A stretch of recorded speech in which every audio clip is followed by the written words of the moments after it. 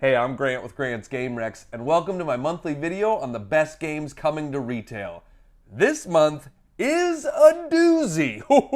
There's a lot. There are literally 50 games coming out to retail in the month of November. All the publishers want to get all their games in before the holiday season, okay? It's too late if it comes out December 20th. It's too late. We got to get them in November. That's what everybody's saying, and so everybody's releasing stuff this month. I will not be covering all 50 of them in this video. That's too many games for one video, okay? It's too much. I'm going to be covering about 25 of them. If you would like to know about all the other ones coming to retail this month, you can join my Patreon. That is one of the perks of being a Grant's Game Rex Patreon subscriber, is hearing about all of the games coming to retail this month. But for the meantime, these are the best games coming to retail in November 2022.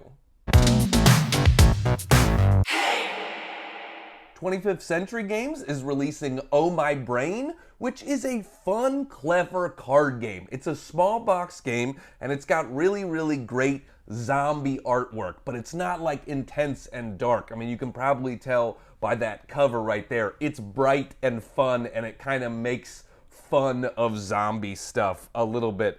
It is a clever game where you are playing cards and trying to play cards higher than the previous one played, but then there are certain cards that have special abilities and things like that.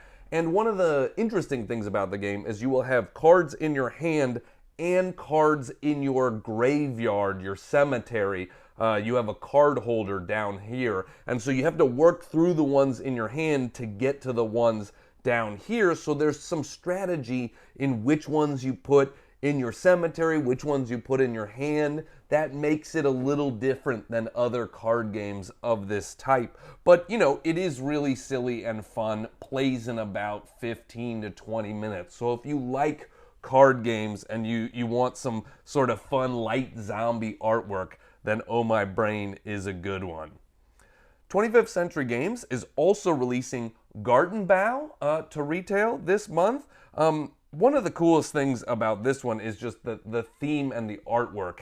It is set in the late 19th century, and all of the artwork in the game is vintage from that era. So it feels like this old classic game.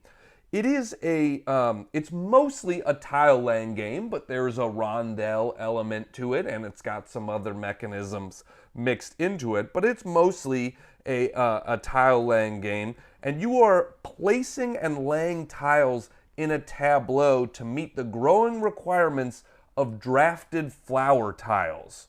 So, you know, if you like flowers, if you like gardens, we've had a bunch of games sort of in that world, but this one, it has that classic vintage artwork that makes it feel a little different. And I've had a chance to see it on the table, and it just looks really like, you know, it feels like you should be reading a Jane Austen book while you play it. That sort of a thing. Yeah, and if you like games about gardens and flowers and things like that, this is a good one. You know, another one that sort of fills that same desire for a game about, you know, green things is the next game on the list. It is Verdant from AEG.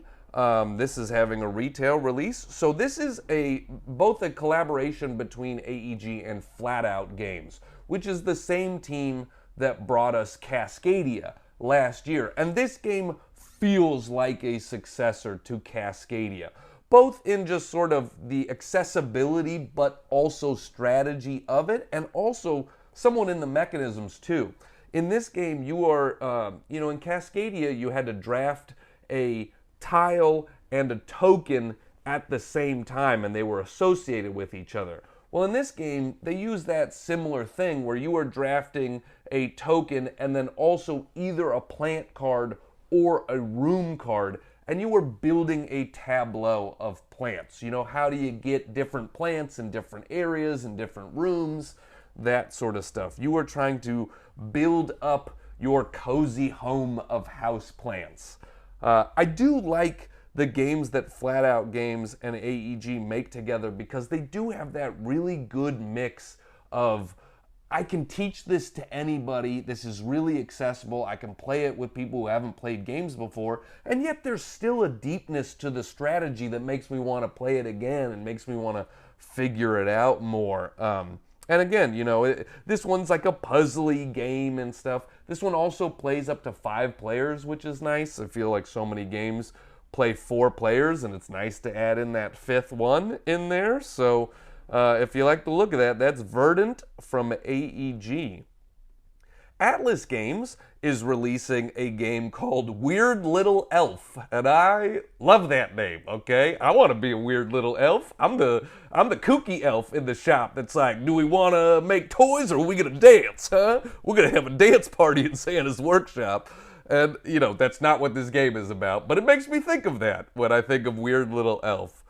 Weird Little Elf is a family party game. This is like a perfect stocking stuffer game. When I make this video every month, I try to really include different types of games. I want there to be games for kids, games for hardcore gamers, and everybody in between in this video so that everybody can find what they're looking for. And Weird Little Elf is definitely like a great little cheap game. You can buy it for under $15, put it in a stocking. It is a social deduction game, but it's a social deduction game that's very light and easy for even kids to get on board with it. Most people are going to be elves, but then one person is an imp and they're trying to like mess it up. And you have to try to figure out who the imp is. And one of the most fun things, when we talk about it being for like the whole family, there is the imp will get special rules, where they have to like keep blinking all the time when they answer and silly things like that. It adds a little silly challenge into it. And so, if you're looking for like a family game that you can play with people, I love hidden role games too. I think they're very social and fun. And this is, a little sort of stocking stuffer version of a social deduction game. Bezier Games is releasing Sink or Swim to retail this month. This is a cooperative game for 3 to 6 players that plays in real time, and I have had the chance to play it.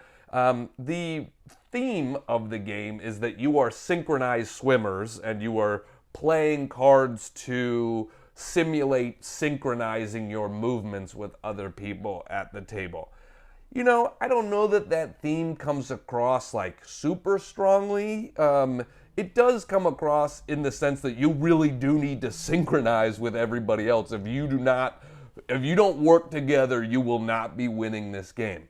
One of the interesting things about it is that there is a bunch of different challenges in the game, and there's an app that helps you run the game, and the challenges get progressively harder. So it does scale pretty well. You can have an easy game, you can have a very challenging game here. And because of the app and stuff like that, you don't really have to go through a lot of setup or anything like that. It really just helps you helps you run the game and set up different challenges and that sort of stuff. And then the app will sort of give you a score and things at the end of it. And because it does have that real-time element to it, you really are like, you want to be very talky. Like before the round starts, you're like, okay, this is the game plan. We need to be doing this, and then we're doing this. But if that goes off the rails, then we got to go this way. And so you're really strategizing together. And it plays.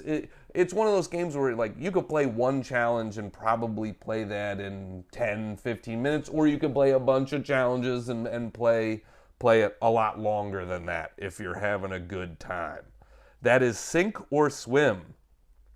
Blue Orange Games is releasing to retail Disc Cover. And the reason I wanted to include this one is because we are coming up on holiday times, and when when I'm with my family, I try to pick games that are easy for everybody to get on board with. Yeah, my sisters like playing games with me, but some other people in my family don't play games very often, so I want some games I can play with my aunt and uncle and things like that too. Disc Cover feels like that type of a party game because it's all about music. And yeah, not everybody is into board games, but most people, are into music. Most people know stuff about music. So I feel like that theme can help bring people into the world of games. This plays 3 to 8 players in 20 minutes, and you are literally playing music of your choice. You can play it off of a playlist, and then people are picking cover cards to pick the best album cover for the song or playlist that you just played. You want to match your album covers to the playlist. And so just a really simple party game to get into, with a theme that appeals to people that aren't gamers and stuff like that. I think that'll be a good one for the holiday season. Bright Eye Games is releasing to retail CoraQuest. If you haven't heard of CoraQuest before, it was made by a father and daughter team during the pandemic, and they are both very charming people, and they've put a lot of their charm into this game, and I would call this a charming game. It is a cooperative dungeon crawl game, but it's a cooperative dungeon crawl that you can play with kids. They even say as young as 6 here, Most of our dungeon crawl games are things like Gloomhaven and Massive Darkness and Descent and stuff like that are, dark and very adult. Well, this is a dungeon crawl you can play with all ages. So if you want to introduce your kids to the concept of dungeon crawls where you're moving through some rooms and fighting bad guys, CoraQuest is a good way to do that. And one of the other things that I like about it is that all of the artwork in the game was drawn by kids. Literally, like they got it sent to them from all over the world by the CoraQuest community and stuff like that. And so they put a lot of this art from kids all over the world into the game. So, when I call it charming, now you see why. I'm not making it up. There is definitely a lot of charm in CoraQuest. So check that out. Burnt Island Games is releasing Fall of the Mountain King. So this is a prequel to their 2019 game In the Hall of the Mountain King. This is Fall of the Mountain King. So in the Hall of the Mountain King, you're playing as trolls in this mountain. Well, in this game, you are playing as those trolls that are basically losing a war to a bunch of gnomes. It says the gnome attack was sudden and relentless. And so you're playing during the war that drove the trolls from their mountain kingdom generations ago. You want to build your ancestry to drive your actions in the caverns, win the loyalty of the clan champions, and strive to be the trolldom's greatest defender against the gnomish onslaught. So, it's kind of an interesting thing where you know that you're going to lose. This war is lost, but you still got to try to play it and win the game, all right?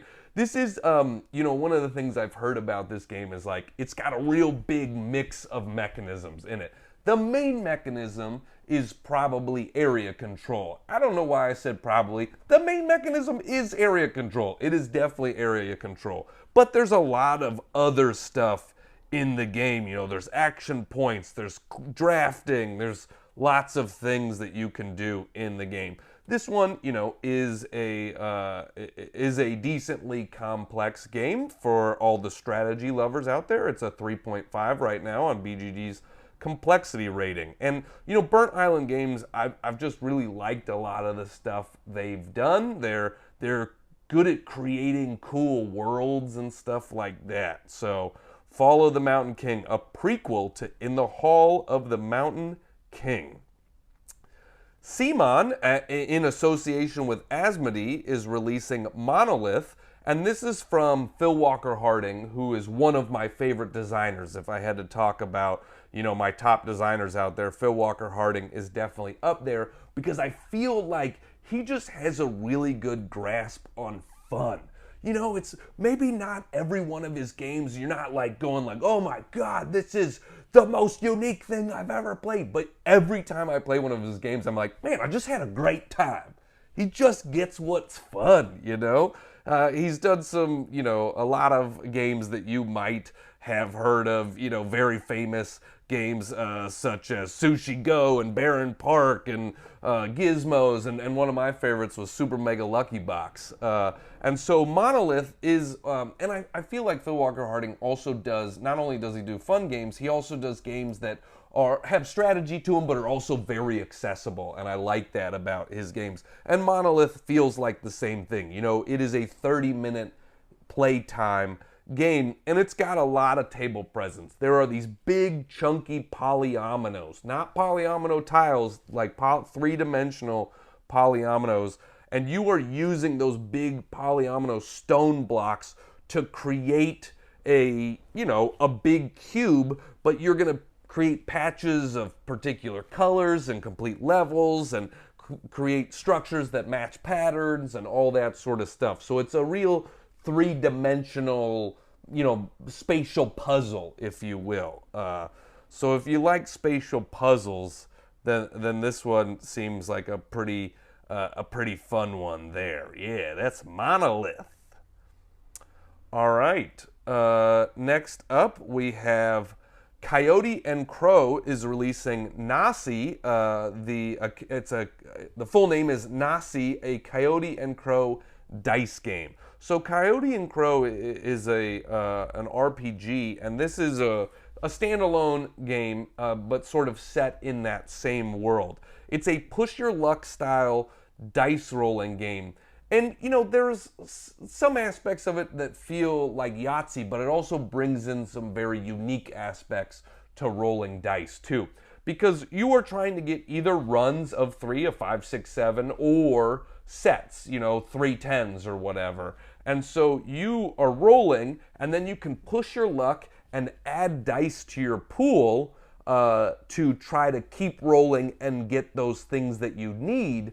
But then you also, when you push your luck and add more dice to your pool, you're also adding a black dice to your pool. And if the black dice is the same value of any of the white dice, you have to give a dice to the next player. So you are potentially helping them by adding dice to their pool at the beginning of their turn. So how much do you want to push your luck? How much do you want to do that sort of stuff? One of the other cool things is it was inspired by traditional indigenous games here in America, and the designers and the artists are also people of indigenous descent. So that's really cool here too. You don't see that represented a lot in the world of board games. So this is a 2 to 5 player game and plays in 20 to 60 minutes. If you like push your luck dice rolling games, then check out Naasii. All right, Devere Games is releasing a few to retail. The first of which I'll talk about is Lacrimosa. So this is another fairly strategic game for all the Euro game lovers out there. This will definitely whet your appetite in the Euro game world. In Lacrimosa, you are playing as patrons, and you are hiring musicians to complete Mozart's last Requiem.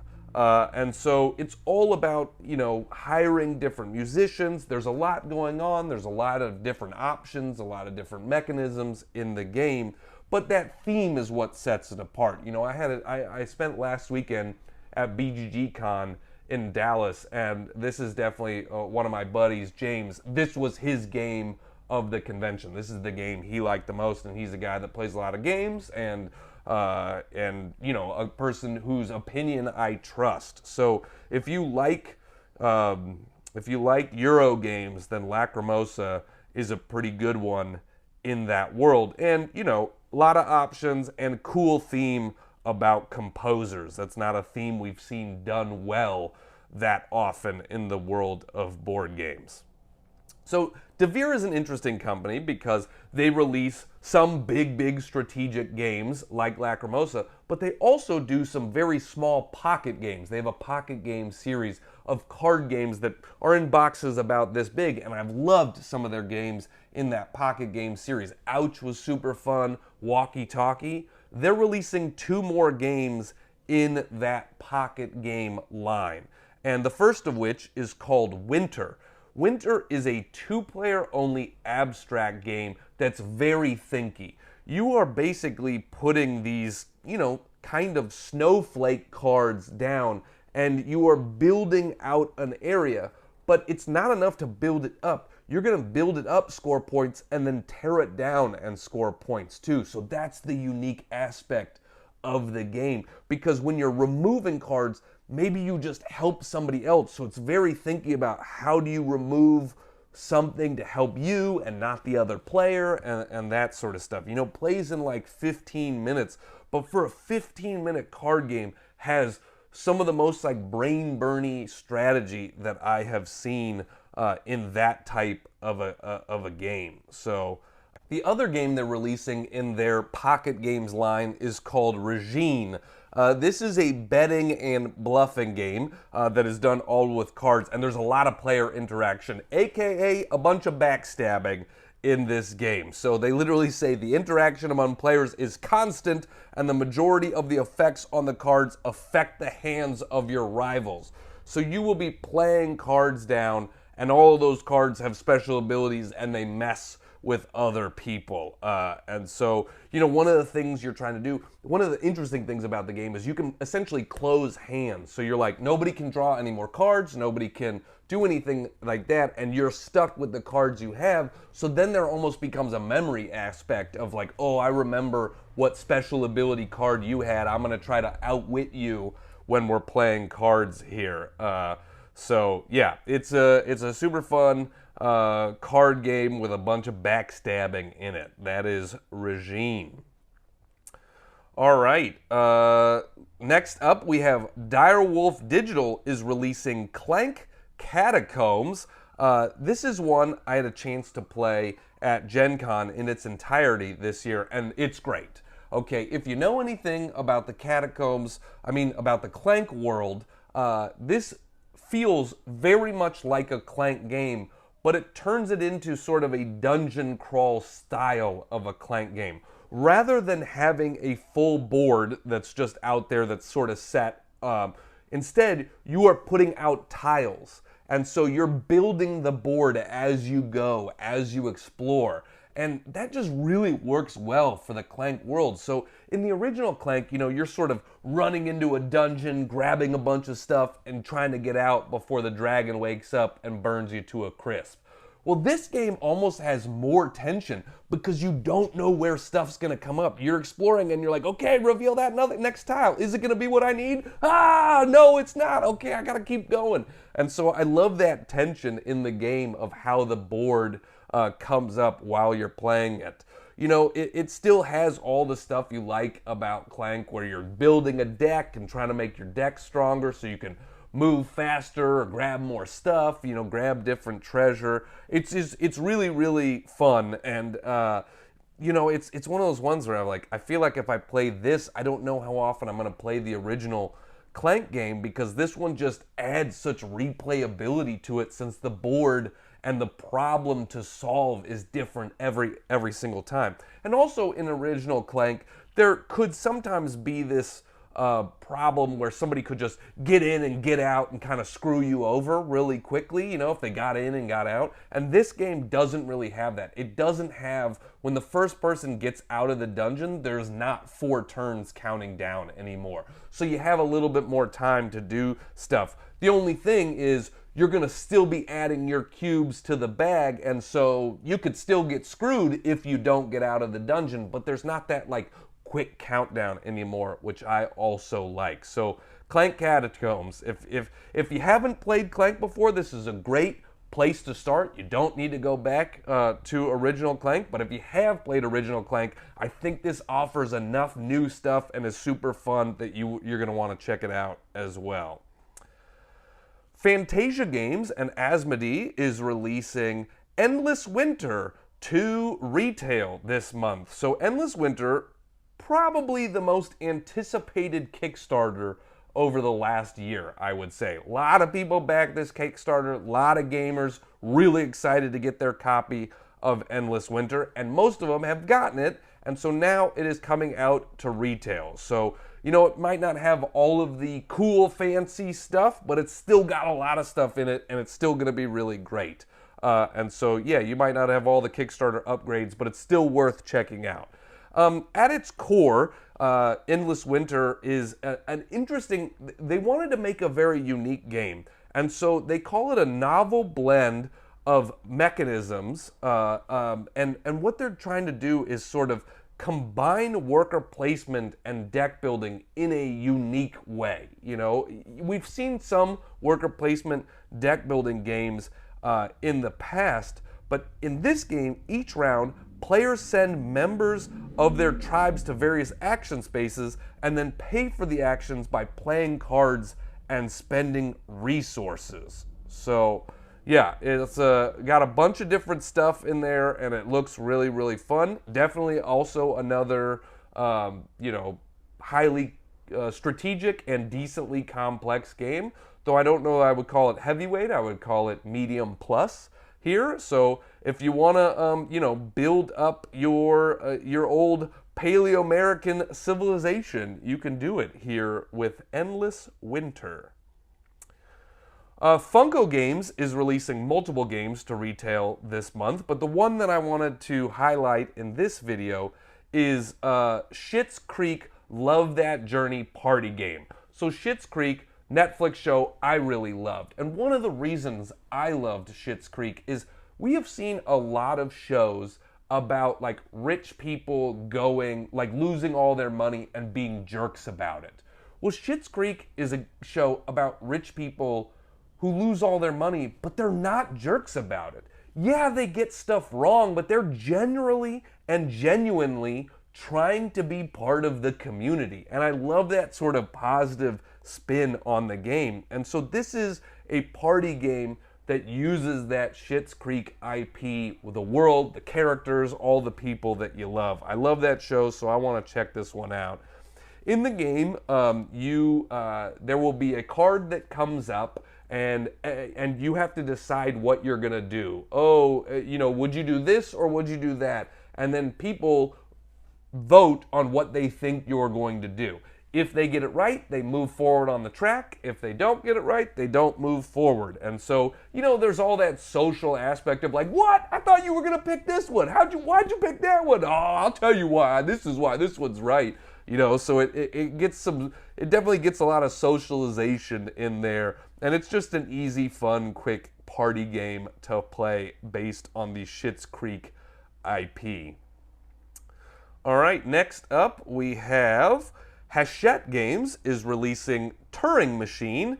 This is a deduction game that might break your brain, okay? I feel like this is a really good game that I don't know if I'm smart enough to play, okay? You are trying to figure out a code. You are trying to break a code, and there's essentially just a logic puzzle in there. If you're somebody that likes like Sudoku or something like that, I'm sure you will love Turing Machine because it is that type of a thought-provoking puzzle, you know? You gotta find, and it's competitive. You are trying to figure out the secret code before other people are figuring out the secret code. So do you want to prove that you're the smartest person in the room? I feel like this is a great game to do that. You could definitely, if you beat me at this game, I won't be that impressed because I didn't think I was going to win in the first place, but I'm pretty sure other people will be impressed. If you beat other people in this game, people are going to be impressed.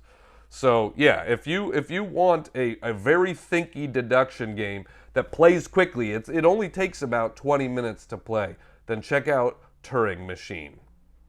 Holy Grail Games, in association with Flat River Group, is releasing the Euro game Encyclopedia. You play as aspiring naturalists set out to study the world's most fascinating creatures and then catalog and you know, add them into the encyclopedia. You want to be the person that gets the most entries into the encyclopedia. It is a worker placement game, but done with dice, so a dice placement game. It's same designers that did Museum, which was a really fun game. And they say that it's an expert worker placement dice game, which brings some fascinating new twists to the genre, offering multiple paths to victory.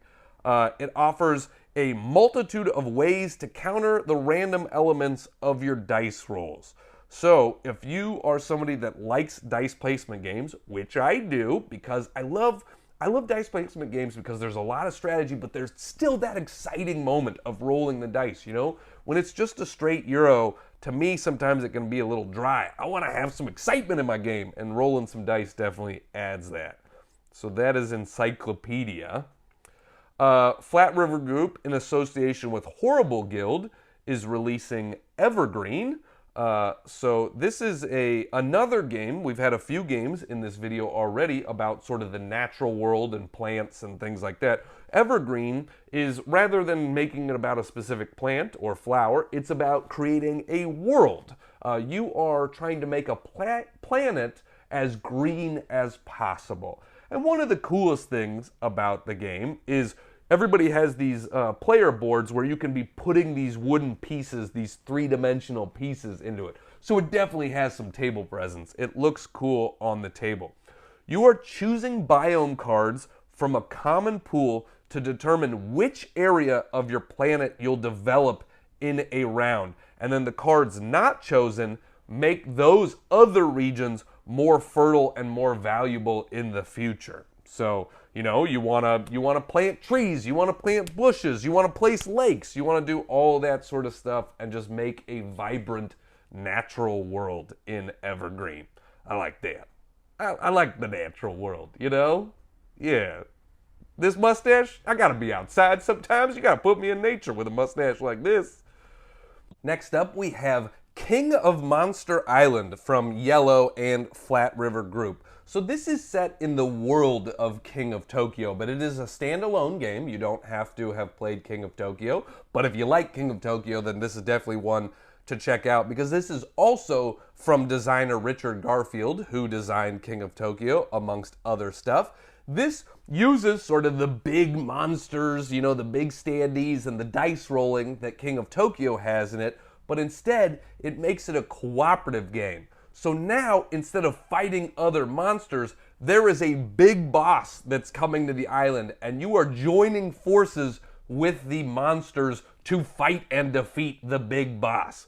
It has a ton of table presence. There is this big volcano in the middle of the board that acts as a kind of every direction dice tower. So you drop dice down it and it spills out all over the place, and then the boss moves to the quadrant that has the most dice in it. So, and then you got to try to work together to get over there and beat the boss. There's a lot of minions, there's all of that sort of stuff together. So if you love King of Tokyo but you wish it was a cooperative game, now you have a cooperative sort of version in King of Monster Island. Mind Clash Games is releasing Astra to retail. So this one is notable because Mind Clash Games is known for some very, very heavy, big games. But they are starting to release some not as heavy games. They want to have an accessible line as well as their big, big strategic line. And Astra is in that sort of medium weight, more accessible line. It is a bit of a roll and write, but it's definitely an interesting, unique game sort of in the roll and write genre, because you're not rolling anything, you are spending Stardust to be able to fill in these constellations. But the constellations are in the middle of the board, and so everybody can help fill out the constellations. So if you basically cross a star off in a constellation, you're going to get a reward. But then there's also a bit of an area control aspect to it, because when a constellation is finished, then the person who crossed off the most things in that constellation gets that card, and now it gives them a special ability for the rest of the game. So you are filling in constellations to get special abilities that'll help you do more stuff as the game progresses. Really, really pretty cards too. I mean, if you like staring at the nice night sky, this feels like that. So that's Astra from Mind Clash Games. Pandasaurus Games is releasing to retail The Wolves. This is a pack building strategy game for 2 to 4 players. It is an area control game, but one of the coolest things about it is that you want to basically expand across the area throughout the game. Get out of here, you little bug. You want to expand across the area. If I was a wolf, I would have eaten that, okay? I've disappointed all my wolf ancestors by letting that bug off scot-free. What I was saying is, in the game, it's an area control game, but then you want to be progressing throughout the board during the game. You want to expand your pack across the board. So, you kind of start here and then you're building out, and it kind of fits thematically with that wolves theme. This was another one that I saw being played at BGG-Con. I didn't get to play it myself, but another one of my buddies picked this as his game of the convention. This was his favorite game of the convention. Another guy that plays a lot of games and stuff like that. So, definitely made me interested in checking it out. Pandasaurus Games is also releasing to retail Orichalcum, which is sort of a mix. It's a metal that's like a mix of bronze and gold and stuff like that. I've never heard of it before, but I looked it up for this video. Look, I know what I'm talking about. Orichalcum, that precious metal that I've got so much orichalcum hidden. I buried it in my backyard because it's so valuable, all that orichalcum. One of the things, though, that I'm excited about this game is this is another one from Pandasaurus that has that really good middle ground of a bunch of strategy but still plays in under an hour. It's like I love games like that. And so in the game, you are exploring your island on a quest of precious orichalcum and glory. So, got this sort of ancient Greek vibe to it, but definitely still an accessible game. And, the first to get to 5 victory points while clearing their island of monsters wins the game. So, it moves quickly. That's one of the things I like about it, too. The turns move quickly, and it's kind of a race to get to that 5 victory points there.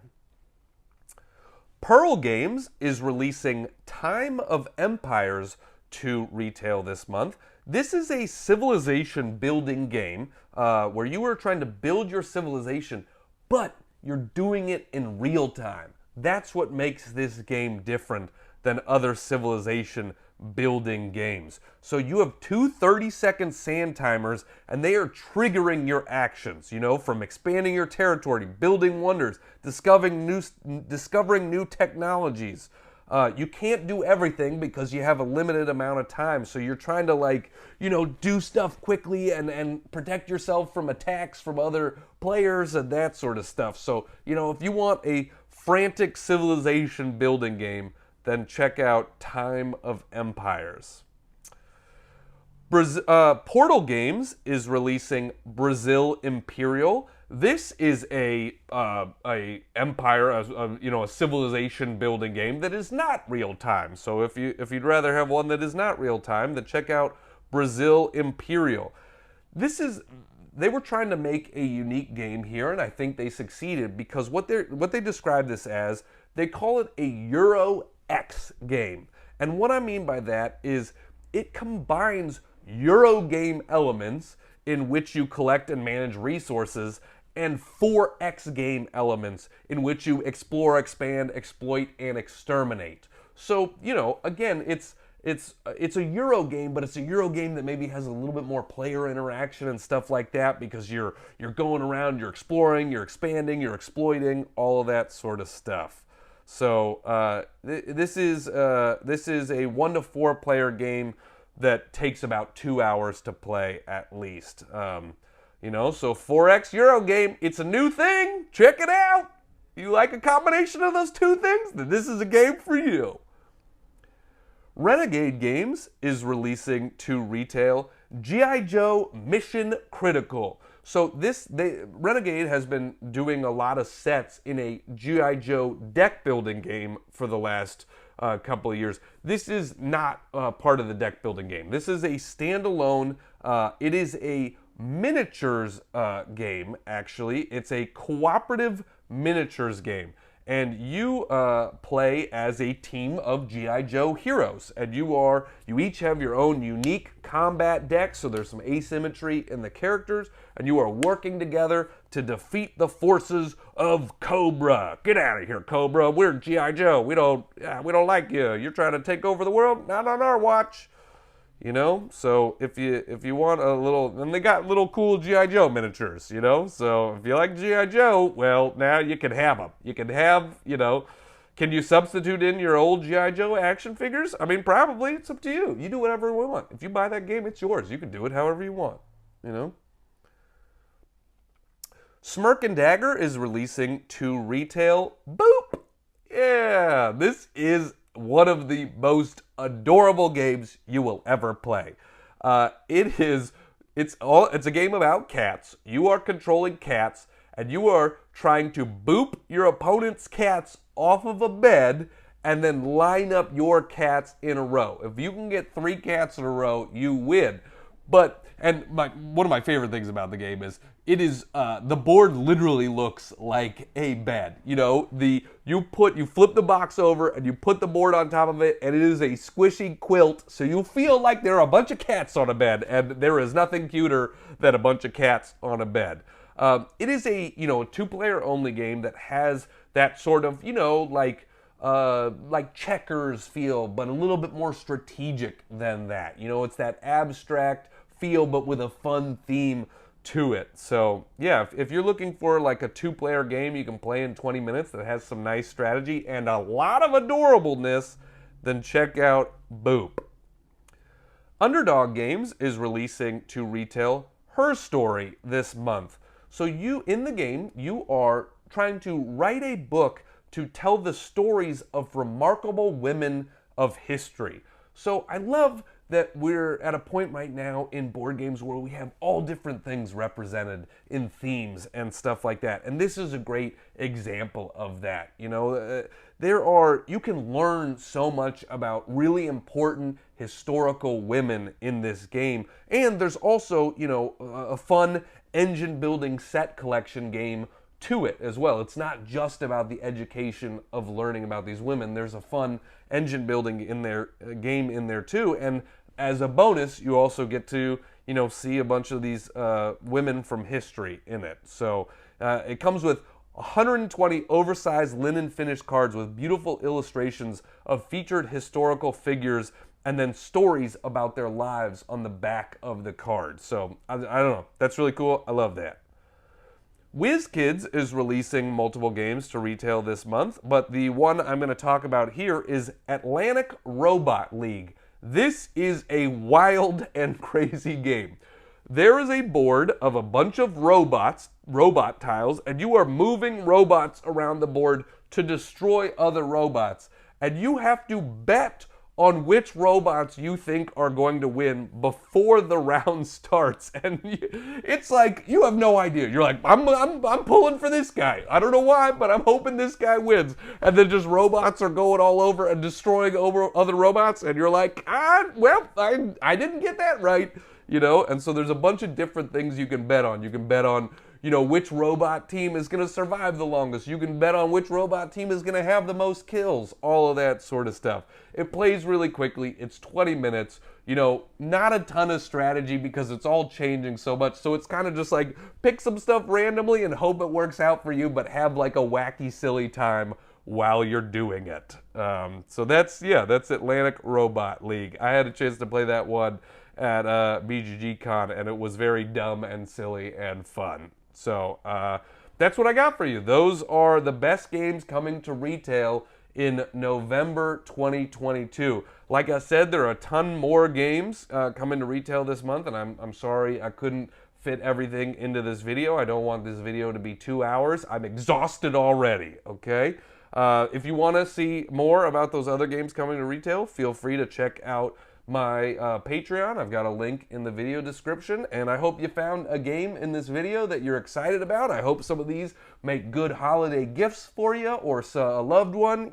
Check out lots of great games coming out all the time right now. Thanks so much for being here with me. I'm Grant with Grant's Game Rex.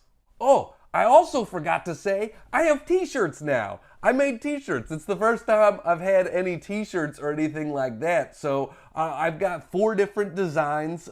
So if I'll put a link to that in the description too. One shirt says games are for everybody, because that's a thing, I believe. And then some of the shirts have meeples with my glasses and mustache on them, and they're fun, you know. So yeah, if you want a t-shirt, you can get a Grant's Game Rex t-shirt. All right, see you next month, everybody. Happy Thanksgiving.